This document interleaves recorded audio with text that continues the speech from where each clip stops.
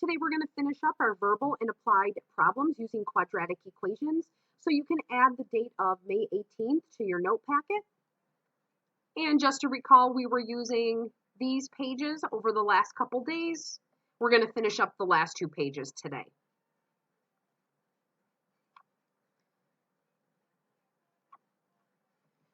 A lot of times quadratic equations are used in the real world. Quite often they're used in science. So projectile problems like launching a rocket will use a quadratic equation. It will represent the path that the rocket takes to reach its maximum height after launch. And then it will also represent the path it takes when it loses its momentum and comes back down to the ground. A lot of these projectile problems or launching of any kind of object, they have similar formulas. So typically the height is what's being represented. We have our quadratic term. The linear term will represent the initial velocity, and then finally the constant will be the initial height. So here's a more simplified version of our quadratic equation. It really looks like the formula we've been using all along. We're just not using A, B, and C specifically, but that representation is still there.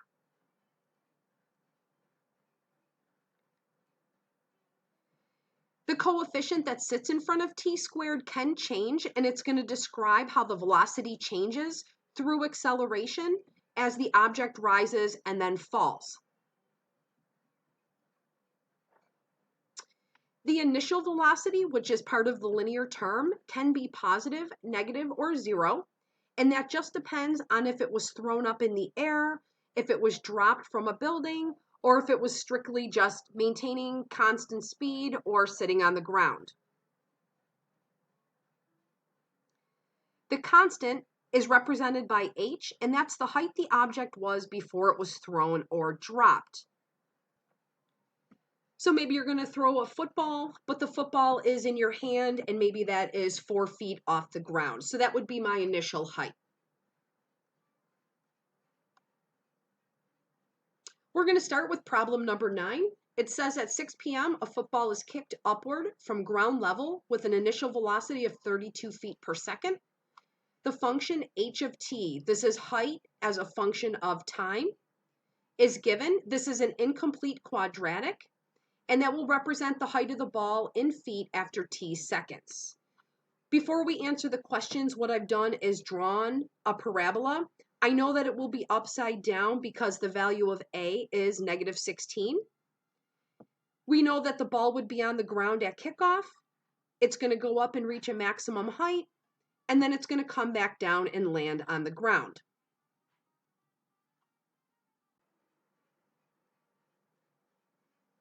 So let's focus on the question, what is the maximum height reached by the football? So what we're really looking for here is the turning point. We're going to start with the equation of x equals -b over 2a. This will tell us where the axis of symmetry is located. Remember, our quadratic equation is in standard form. The value of b is 32 and the value of a is -16. So we're going to sub in, be careful of your sign. And I'm going to simplify the math. And after 1 second, the ball is going to reach its maximum height, but I still don't have that maximum height. So what we're going to do is take the value of x and sub it into the quadratic equation. We're going to do one part at a time so we don't lose anything. So the maximum height achieved is 16 feet. So after 1 second, it will be at its max height. Now that we know that, we're going to go on to the second part of the question. After how many seconds does the ball touch the ground? Remember, it is starting on the ground, which is a height of 0. And we want to know what the value is when it's back on the ground, which is still a height of 0. If you think back to the diagram, there'll be 2 locations. What I'm going to do is replace h of t with a height of 0. This will be initial kickoff and landing. With this quadratic, I am going to pull a greatest common factor of -16t, and that leaves behind a factor of t minus 2. And now I can set each factor equal to 0. So at 0 seconds, I have a ball at 0 height. That makes sense. The other factor is t minus 2. So time is 2 seconds. So after 2 seconds, the ball will land back on the ground. And again, if you think about that, at 1 second, it reached its maximum height, and at 2 seconds, it has landed. So the ball will touch the ground after 2 seconds. In our next problem, it says that we have an object that's launched straight up in the air. It has initial velocity of 48 feet per second from a stage 10 feet high. So this is the generic function that we're going to use. We're going to take the information from the problem. 48 feet per second is the velocity. We're going to replace v, and we're launching the object from 10 feet up in the air already. So it's on a 10-foot high stage. So after how many seconds will it reach the maximum height? Again, this is going to be the turning point of our projectile.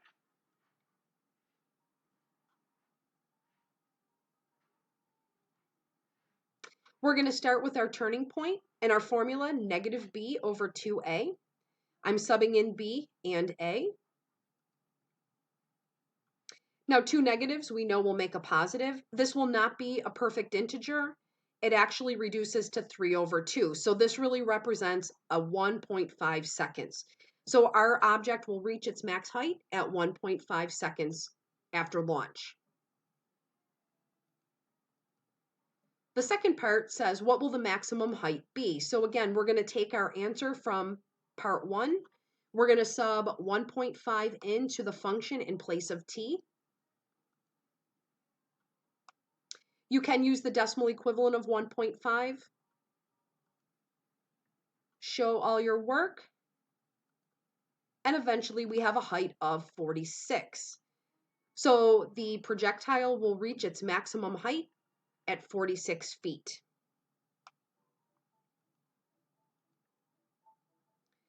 For part 3, when will the ball hit the ground or the object or the rocket, whatever it happens to be? When it hits the ground, we have a height of 0. So I'm replacing h of t.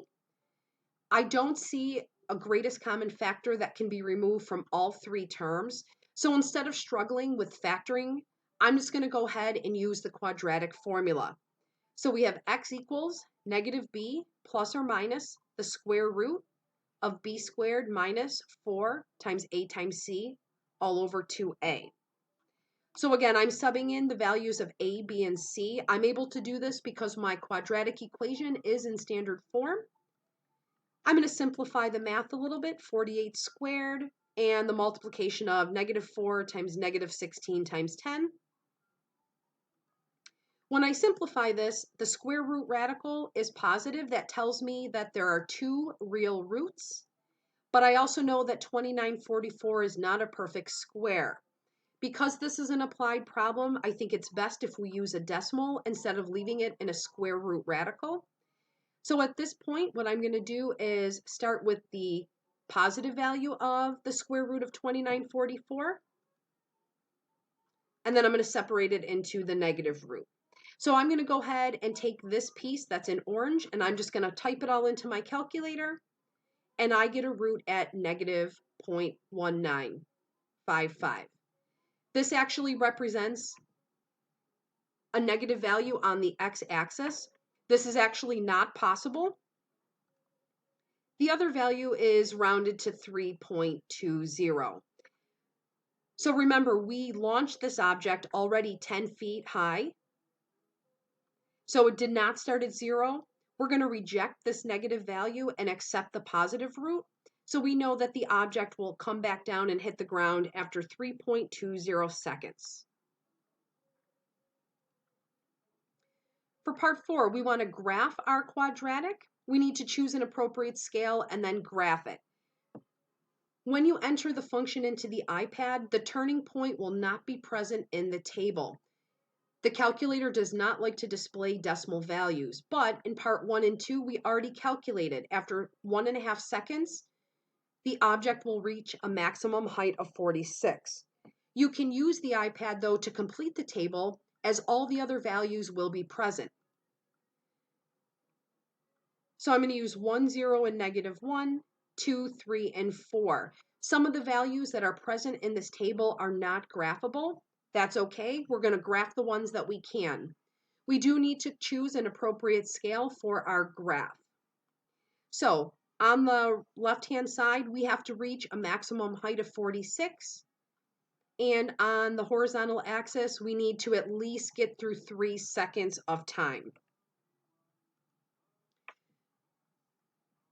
What I've done is to make each block even, I'm counting each block as 3 units of height.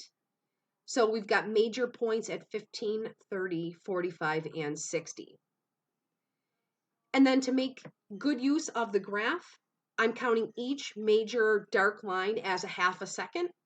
And this way I will complete 3 full seconds of the object's launch. We're going to go ahead and plot the points that we can. There's only 5 of them. The point at the top represents our maximum height at 1.5 seconds. This is also the point that answers question number 5. Where does the velocity change from positive to negative? We're rising, and all of a sudden we hit that maximum height, and then we stop and change direction, and we're starting to fall. So at 1.5, 46, that's when our velocity will change.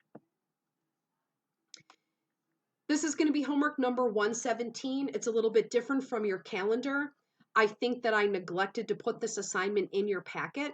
So you'll have to complete this one digitally and then send it back to me. So this will be attached in the email. If you have any questions going through this assignment, please make sure you get in touch with me. Have a great day.